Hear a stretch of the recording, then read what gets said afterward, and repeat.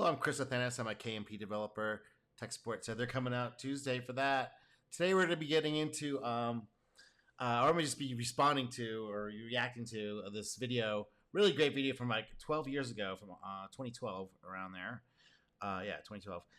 From Peter Kotler, who was the originator of the 4P model, which is basically this stuff.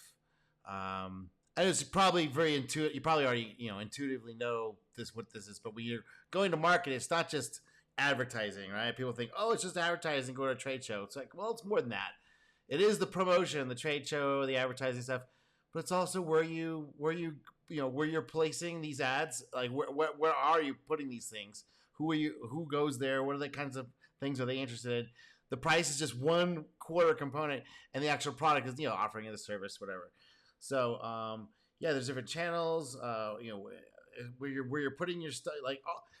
So he's the guy that originated that. Pretty famous. And I'm going to do in the context of adventure-driven development, mostly about this particular idea of the pyramid of results. Like when we're in a tech company, we're banging out the code and everything and doing the Jira tickets. Those are all actions that get a little result. That's the source code or the app or something running somewhere. But before that creates those things these are beliefs, and beliefs are based on experiences, and those you can't see those. That's really very it's very it's difficult to see where these things are coming from. But that's where you get these the best results is when you have these things in alignment. Let's see what it and I will wear this in a fantasy way. May I say, I really appreciate your introduction. Of all the introductions I've received, yours is the most recent. Nation? Well, you may know Stephen Colbert, so I can't pull it off the same way. There will be two groups with respect to marketing. There will be a group that doesn't like marketing, and I'm going to give you why they don't like marketing and the justifications. I will also tell you there's another group who loves marketing. So before we're through, you will be totally confused, or at least opinionated. So what I want to do... I both love it and hate it, just by the way. So I know it's necessary and needed, and you have to think about it all the way from the bottom top. And when I first got into computers, I thought I could just skip that part, but you can't skip it. It's going to impact you one way or another, and you might as well leverage it. Is tell you that these are called Confessions of a Marketer. That's, by the way, borrowed from David Ogilvy, who wrote a wonderful book called Confessions of an Advertising Man. And let me move on and say, why is marketing a topic for the humanities? And we would say that there's a couple of reasons. One, I regard marketing as a humanistic subject because marketing has affected our lifestyles, has created, not only affected a lifestyle, but created lifestyles. And we should be, from a point of view of popular interest, interested in that.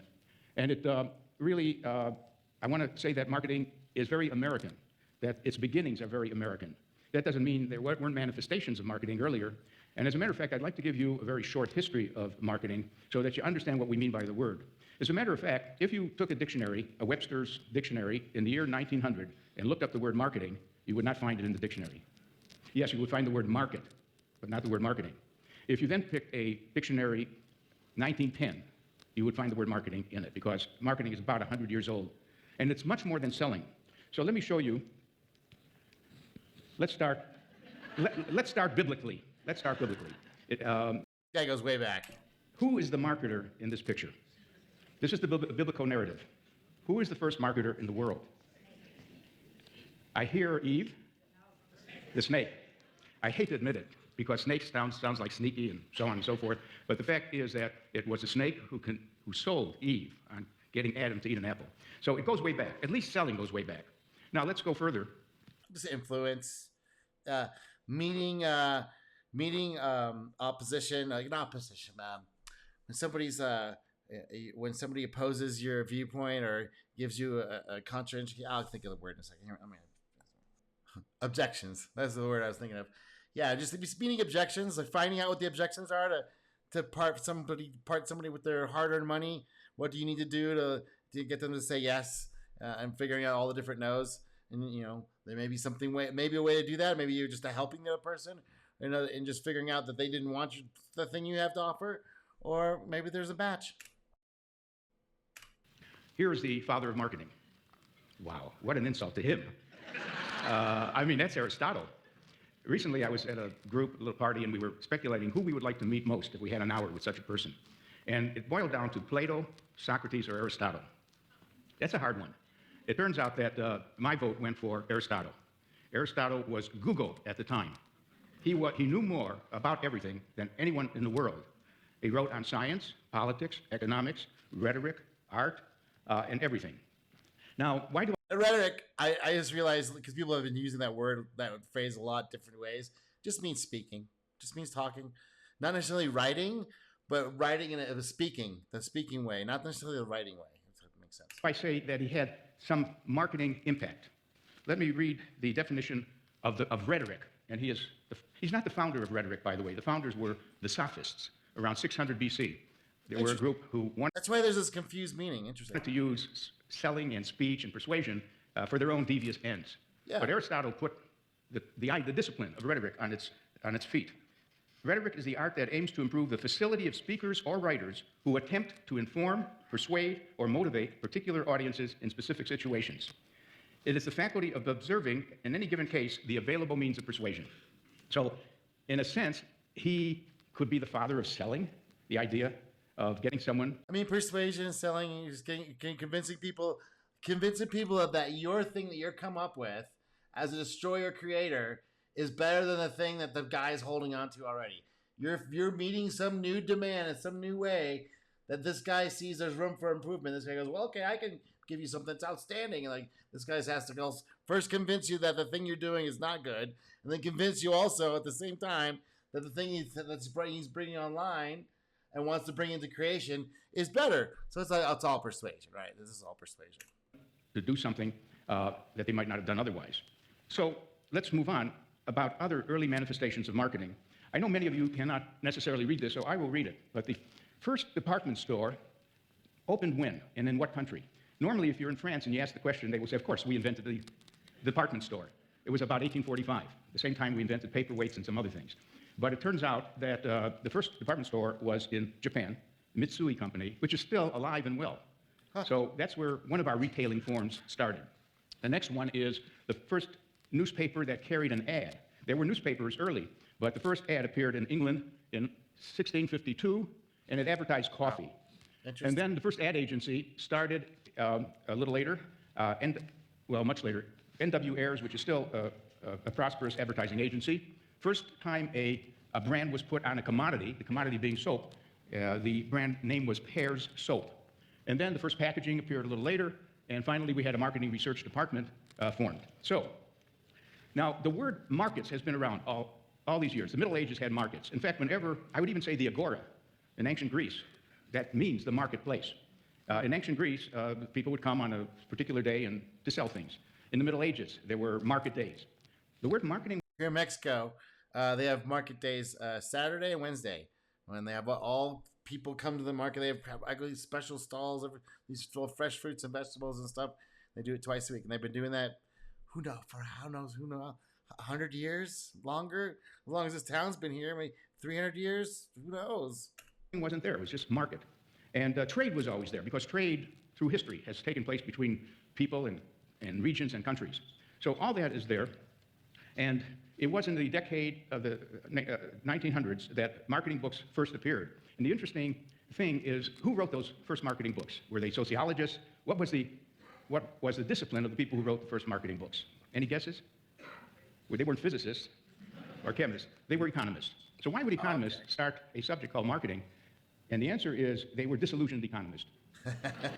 This is interesting because economists I thought was just all about the number crunching and the spreadsheets and variables and mathematical formulas. Turns out it's humanities. It's just people's needs and values that change over time and trade-offs between one group versus producers versus consumers, what they do with it, all that stuff. It can get a little bit of mathematical mostly, but how do you quantify how the quality of coffee and why one's much pricier than another? You can't. It's all human whims and desires that change over time. Some things are always the same.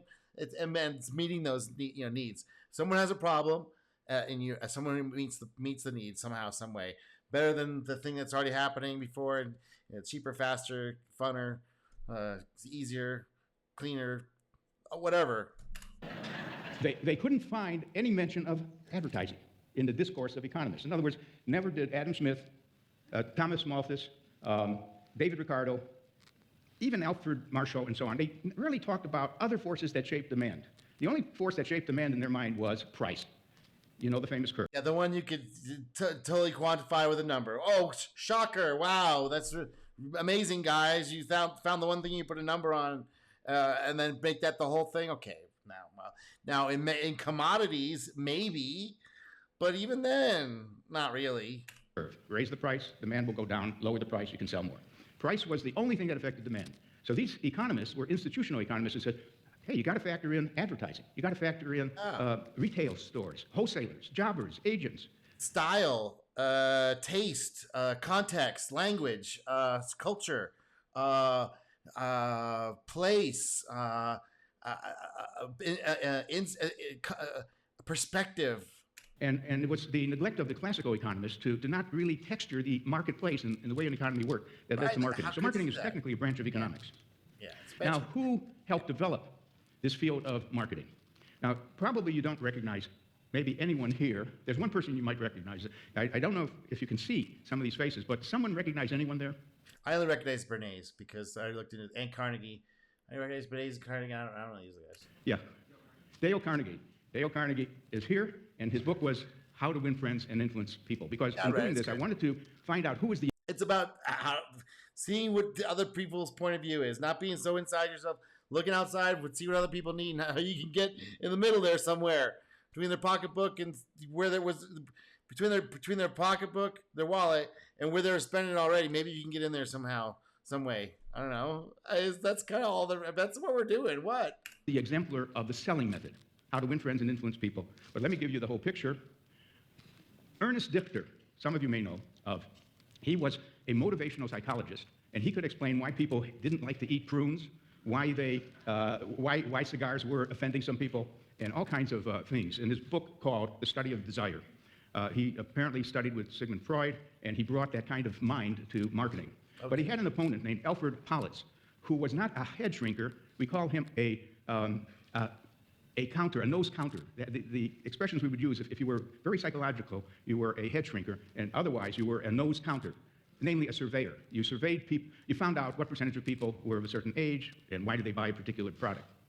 Julius Wall. And those are, as much as you would like them to not be, also influenced by values and culture and perspective and politics. Also, so you really can't get away with it. I once worked for a company that did canvassing software. I was like, why do you guys spend all this money just go out and ask people questions? Like, no, Chris, that's not what this is for. The operations in the questions are a way to influence people. And we do this on purpose intentionally so we can help our candidates win their elections. That's why we don't go do canvassing operations for the other guy. We do canvassing operations for our guy. Getting people to sign up to do volunteer work, to come to a rally, or all that stuff. Rosenwald was very much behind the formation of the Sears Company, which was an important episode in the development of our retail chains. Lester Wunderman deserves credit as exemplifying the use of direct mail and catalogs, that you can sell more directly. You don't have to be in a store. You can get... That was the first laptop Amazon.com browsing experience, right? Is when the catalogs came in, because you would have this permanent record. Every page would be like a page on your website, and that was a major breakthrough. Totally a pain in the dick to do. Putting all those catalogs together to get all the pricing right, so you're not losing money next year, and get all the printing runs, also all the photographs done, everything catalog. Major operation, major operation. But if you didn't do it, those people, there was not that many other people doing that stuff. So you get these catalogs and you look at them over and over and over. Before the internet, that's kind of what people did. People to order goods by mail and phonely. David Ogilvy is the exemplar advertising person. Then Stanley Marcus of Neiman Marcus was the fellow who could walk into any retail store and give them 100 suggestions on how to improve the layout, the size of the aisles, and make a difference in the volume of business. Edward Bernays is the father of public relations in the United States. His name has sort of become obscure, but he really was a very... No, I don't think he was obscure at all. The guy's kind of also the master of propaganda. He was the one that whipped every. I mean, it wasn't gonna, if it wasn't him, there'd be somebody else. But he was the one that did it, right? He took Freud's ideas of linking emotions with actions, right? Linking internal desires, sex, right, with actions, external actions that would reflect their inner desires by doing some action outside, which is a simulation of this other thing it's inside. Clever, but also devious, and World War I, World War II. Well, this is mostly World War II, but I guess he was also getting messing around with World War I as well. So he was all in the mix over there, and yeah. Very important person. The word propaganda was often used in connection with his work because people thought it was a model to motivate you to feel a certain way about anything. Well, that's what he did. That's, if you look and go into that movie, Censor Yourself, about Edward Bernays, that was what he was trying to do. He fully admits that he was paid very, very well by big corporations to do just that. And he called it propaganda. And then he said, okay, we have to change the name because it didn't sound good to the ear, to change it to public relations. And that's where he came from. And it's all marketing. And regardless of the standards involved. And then there's Dale Carnegie. In any case, how did marketing get its start? Marketing got its start in sales departments. Every company has a sales group. And the salespeople really want to be in the office of a customer because that's the only way something happens. So they don't want to do a lot of homework. For example, 3 things they didn't want to do. They didn't want to do consumer research in a systematic way because that's taking their time away from selling the customers.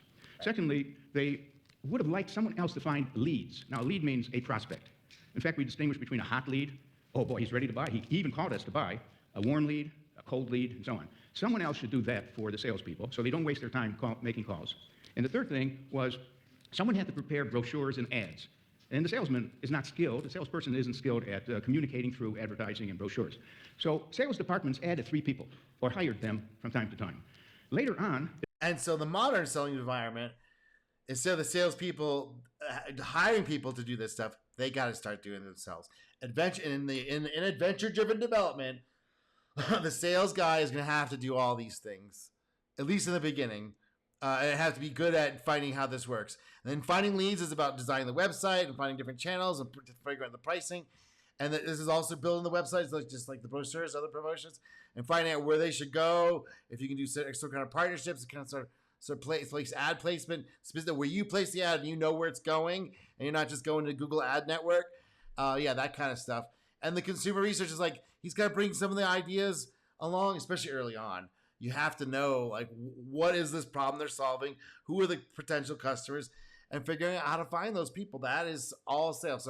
So in the beginning, yes, they had, like, in big corporations, I guess you could do this. You have just the salespeople, and you have this in another division. And adventure-driven development, that has to be done by one person. Or the sales could be done by 2 people, and everyone should do sales calls. Everyone should do sales calls, or at least go in and watch how it's done, and you're meeting objections and finding out ways of how to work together if they're interested in something to work together, or doing some kind of win-win if you can't get your sale done. Well, I don't know why some people lose out that opportunity, because people actually do notice that stuff and will try and come back and do business with you because you're a straight shooter to help them out. So sales departments added 3 people or hired them from time to time. Later on, it exploded to the day today when we have multinationals running with marketing. In other words, marketing, those 3 people split from sales and became big enough to be its own department. Yeah. And so some people in the audience... Eventually. But in the beginning, no, you got to do it all yourself. And it's not that bad. The tools, especially the AI-assisted tools. Come on now. Here may be a chief marketing officer. The old name was vice president of marketing. But I like the name chief marketing officer because that person now is part of the chief officers. Chief information officer, chief financial officer, chief innovation officer, and the status has moved up. Some of you may be brand managers, may have been in your past experience. Category managers, market segment managers, managing distribution channels. Yeah, they got to do all this stuff. One person can do all this stuff. They can do all this stuff, at least in the beginning.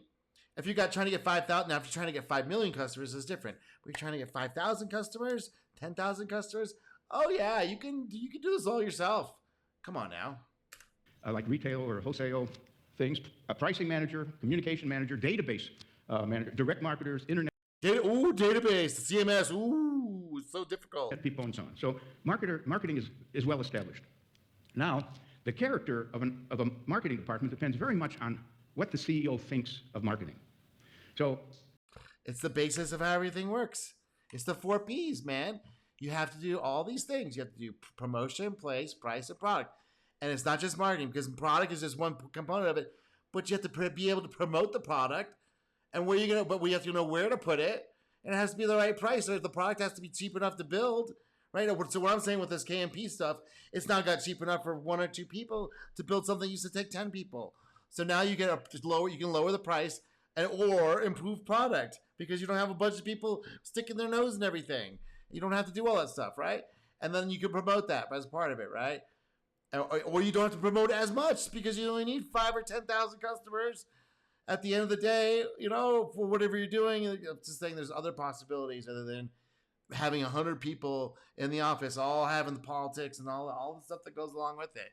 You know what I'm talking about. the 1P CEO is a person who took over a company, and he says, I don't like marketing, but I know I need it.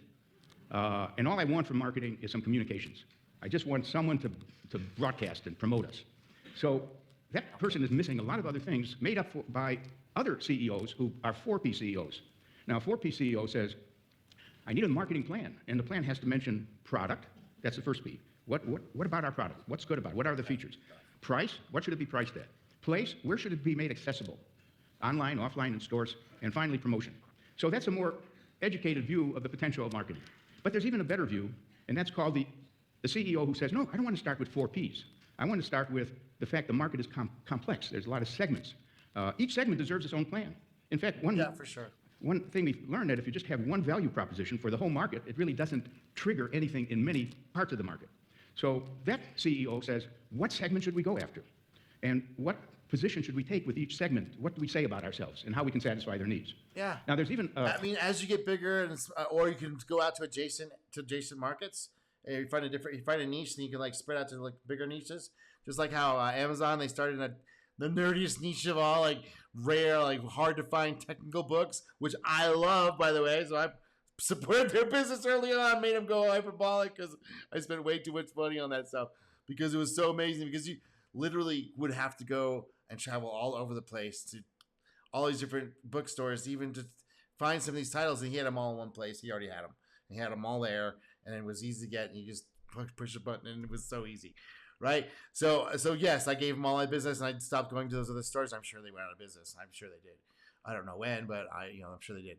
So there's all kinds of opportunities still for the going niching down further because the costs have been lower. As I've discussed with KMP multiple times, and you can see other videos on my channel about that. Higher type CEO, which is exemplified by A.G. Lafley, who ran Procter & Gamble, recently retired. When you ask A.G. Lafley, what's marketing? What's your picture? He says, well, ME. What do you mean? Marketing is everything. I agree. Now, marketing is everything. What he means is everything starts with the customer. Well, everything starts with how your customer sees the thing that you're offering first. The name, how you promote it, what's above the fold on your website, right?